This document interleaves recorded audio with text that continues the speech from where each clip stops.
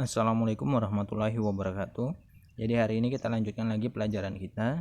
Jadi pelajaran kita pada hari ini adalah bahasa Indonesia tentang unsur-unsur buku fiksi dan buku non-fiksi. Baiklah, sebelum kita lanjutkan materi kita bagaimana unsur-unsurnya, kita harus mengetahui dulu perbedaan antara buku fiksi dan buku non-fiksi. Baiklah, yang pertama ini adalah buku fiksi. Jadi pada dasarnya buku fiksi ini merujuk kepada buku yang isinya fiktif, artinya tidak nyata, rekaan atau imajinasi atau hayalan.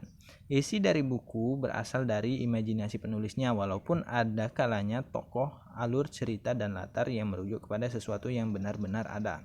Jadi kalau tokoh fiksi atau buku fiksi ini adalah seperti contohnya ya.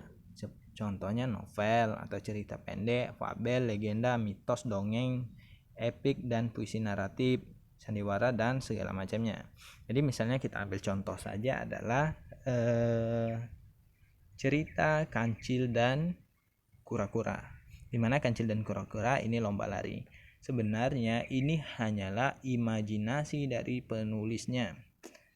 Dalam kehidupan nyata tidak ada kelinci yang berlomba lari dengan kancil, atau tidak ada kelinci yang bisa berbicara seperti manusia, bertingkah seperti manusia. Ini hanyalah sebenarnya imajinasi saja. Atau contohnya lagi bisa juga dongeng. Banyak sekali dongeng yang berkembang di kehidupan masyarakat. Misalnya seperti dongeng Timun Mas. Di Timun Mas sebenarnya hanya imajinasi dari penulisnya saja, itu tidak benar-benar terjadi, hanya hayalan saja. Kemudian ada banyak novel. Novel ini juga sebenarnya hanya hayalan atau fiktif, imajinasi dari penulis, walaupun bisa jadi alur ceritanya itu memang benar-benar terjadi di kehidupan masyarakat, tapi dia bakalan diubah sama penulisnya, baik itu dari contoh dari tokoh maupun wataknya. Kemudian fiksi ini mencakup buku komik juga, atau seperti kartun animasi, stop motion, anime, manga, film, permainan video, program radio, program televisi. Jadi kalau kita sering menonton film itu hanyalah fiktif. Mungkin kita sering selesai film atau sebelum film dituliskan di sana adegan ini merupakan hanya fiktif belaka gitu ya. Berarti dia itu hanya imajinasi belaka. Yang berbeda dengan buku fiksi, kalau buku fiksi ini berisi data dan fakta di dalamnya, sehingga tidak sembarangan orang dapat menulis buku fiksi. Jadinya di dalam buku fiksi harus bisa dipertanggungjawabkan sebagai suatu kebenaran. Artinya penulis buku non-fiksi harus hati-hati dalam menyusun non-fiksi. Jadi buku non-fiksi memiliki banyak ragam, seperti biografi atau ensiklopedia, buku pelajaran, dan juga yang teman-teman pakai juga termasuk buku non-fiksi. Jadi buku-buku itu hasil penelitian, sejarah, sains, kesehatan, tips, dan juga dalam kategori buku non-fiksi. Jadi misalnya kalau buku pelajaran di sekolah itu jelas buku non-fiksi, atau misalnya biografi atau juga sejarah, buku sejarah misalnya, itu jelas buku non-fiksi karena dia benar-benar terjadi berdasarkan fakta yang ada. Nah, setelah kita tahu perbedaannya, ada nilai-nilai yang terkandung dalam buku fiksi dan non-fiksi. Yang pertama ada nilai sosial, yaitu nilai yang berkaitan dengan hubungan antara masyarakat yang memperhatikan kepentingan umum, misalnya menolong, bergotong royong, menderma, dan lain-lain. Jadi walaupun cerita fiksi dan non-fiksi ini berbeda, tetapi mereka ini mempunyai nilai-nilai atau pelajaran-pelajaran yang bisa kita ambil di dalam bukunya. Yang pertama tadi nilai sosial. Jadi nilai sosial ini pesan yang disampaikannya adalah misalnya kita harus tolong menolong, kita harus bergotong royong, dan kita harus menderma. Yang selanjutnya ada nilai budaya. Nilai budaya ini nilai yang berkaitan dengan kepercayaan, adat istiadat, kesenian, dan akal budi yang sudah menjadi kebiasaan yang sulit untuk diubah. Kemudian ada nilai ekonomi, yaitu nilai yang berkaitan dengan pemanfaatan asas-asas produksi distribusi, konsumsi, dan kekayaan, misalnya keuangan, waktu, tenaga, industri, dan perdagangan. Kemudian ada nilai filsafat, yaitu nilai yang berkaitan dengan hakikat, sebab, asal, dan hukum sesuatu. Nah, kemudian ada unsur-unsur dari buku fiksi dan buku non-fiksi. Nah, kalau di buku fiksi, unsur yang pertama adalah bagian cover buku. Atau bagian cover buku ini bagian yang paling depannya. Yang kemudian ada rincian subbab buku.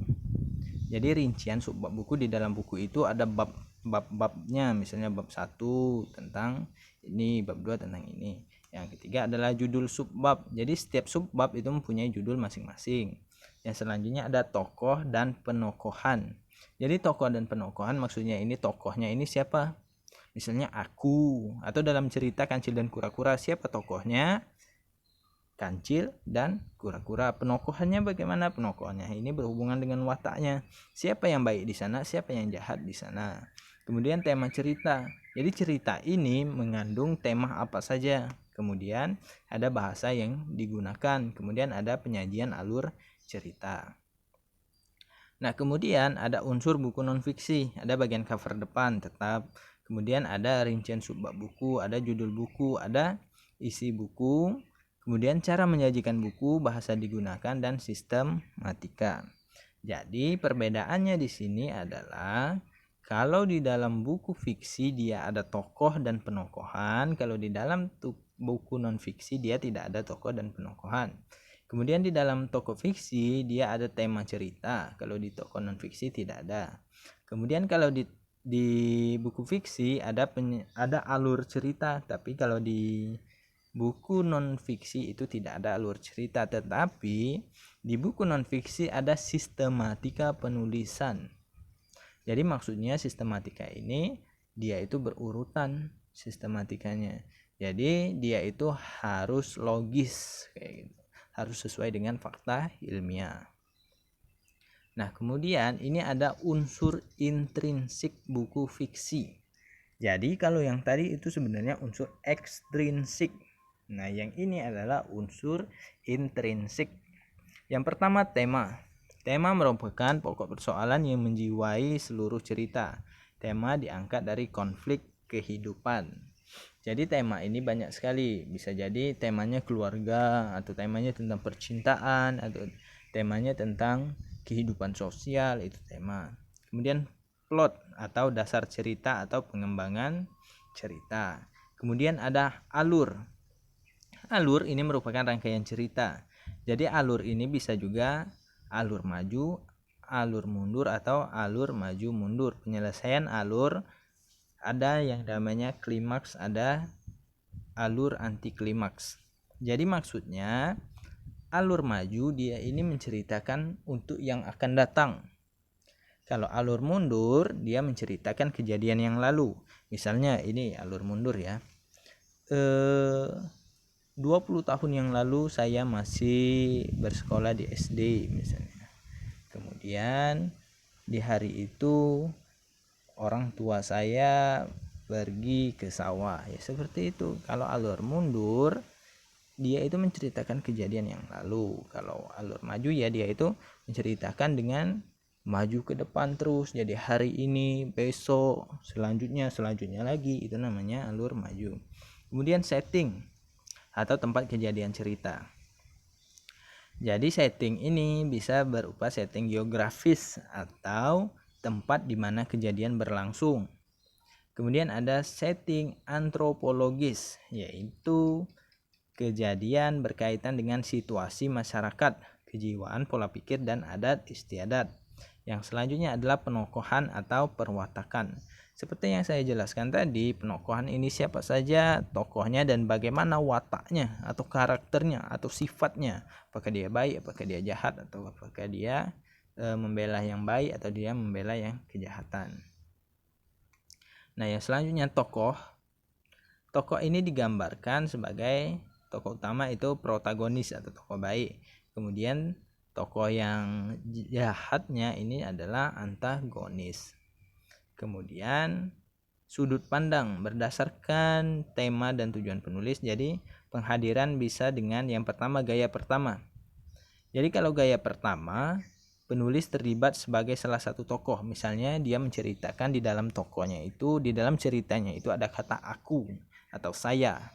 Kemudian kalau sudut pandang orang ketiga, jadi dia itu menuliskan nama, misalnya Ani, misalnya Budi selalu membantu orang tuanya berjualan di pasar.